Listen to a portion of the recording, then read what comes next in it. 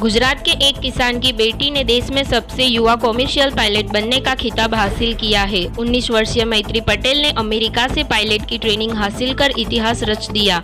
उन्हें 11 महीने की ट्रेनिंग के बाद कॉमर्शियल पायलट बनने का लाइसेंस हासिल किया। परिवार अपनी बेटी की कामयाबी पर बेहद खुश है। मैत्री की इस बड़ी कामयाबी के बाद परिवार ने उन्हें श्रवण नाम दिया है।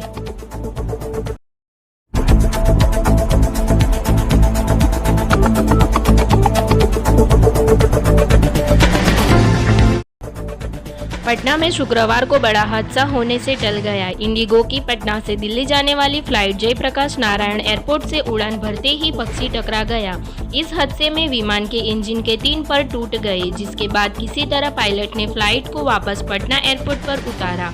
इस विमान में 120 यात्री सवार थे। घटना सुबह 11:30 बाद की है। बाद में 2 विमानों से यात्रियों को दिल्ली भेजा गया।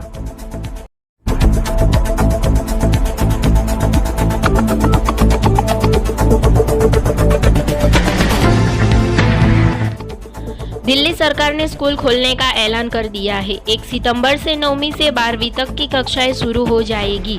वहीं 6वीं से 8वीं तक की कक्षाएं 8 सितंबर से शुरू होगी। यह फैसला DDMA की बैठक में लिया गया है। मीटिंग में CM अरविंद केजरीवाल, शिक्षा मंत्री मनीष सिसोदिया और उपराज्यपाल अनिल बैजल मौजूद थे।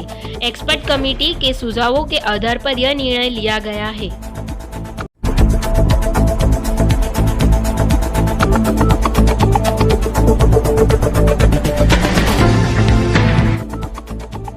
केरल सहित कई राज्यों में कोरोना का संक्रमण तेजी से बढ़ रहा है। संक्रमण की रफ्तार को देख तीसरी लहर का खतरा मंडराता नजर आने लगा है।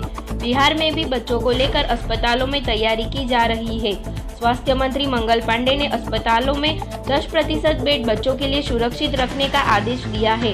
राज्य में PICU वार्ड को पूरी तरह से कोरोना की लड़ाई के लिए तैयार किया जा रहा है। बिहार सरकार अलर्ट मोड पर है।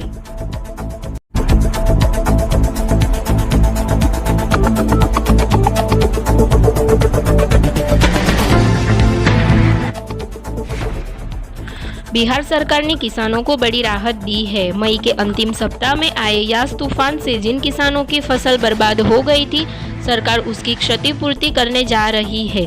16 जिलों के 102 प्रखंडों के 1369 पंचायतों के किसान कृषि इनपुट अनुदान योजना के तहत क्षतिपूर्ति का लाभ ले सकते हैं। इसके लिए विभाग ने 12 सितंबर तक आवेदन मांगे हैं। असिंचित फसल क्षेत्र के लिए 6,800 रुपये प्रति हेक्टेयर का अनुदान किया जाएगा।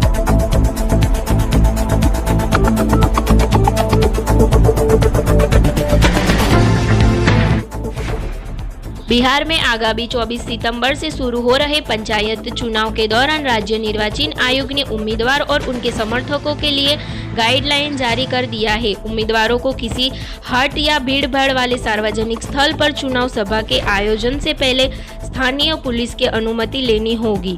चुनाव प्रचार के लिए लाउडस्पीकर का प्रयोग सुबह 6 से रात 10 बजे तक ही कर पाएंगे।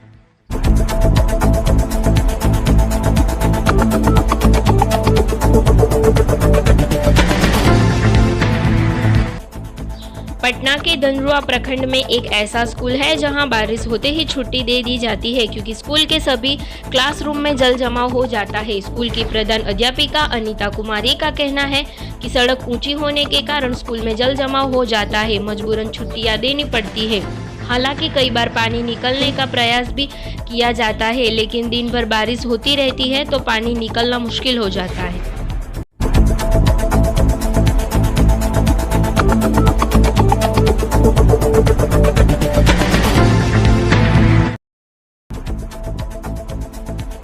सिवान की लाइफ लाइन कहा जाने वाला दहा नदी पुल 10 सालों के भीतर ही क्षतिग्रस्त हो गया।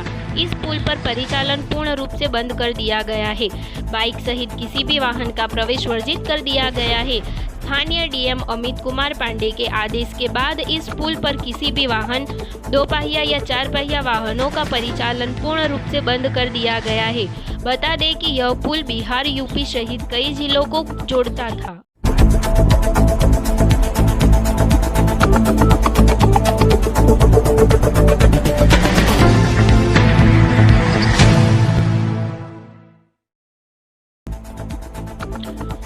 MA आधार ऐप के जरिए यूजर्स आधार कार्ड को रीप्रिंटिंग कराने का ऑर्डर दे सकते हैं, अपना एड्रेस अपडेट कर सकते हैं। Offline KYC download, scan QR code, verify Aadhaar, verify mail, UID retrieve, address validation request जैसे काम निपटा सकते हैं। इतना ही नहीं, आप Aadhaar locking, biometric locking, unlocking, OTP generate, profile update, QR code sharing का भी लाभ उठा सकते हैं।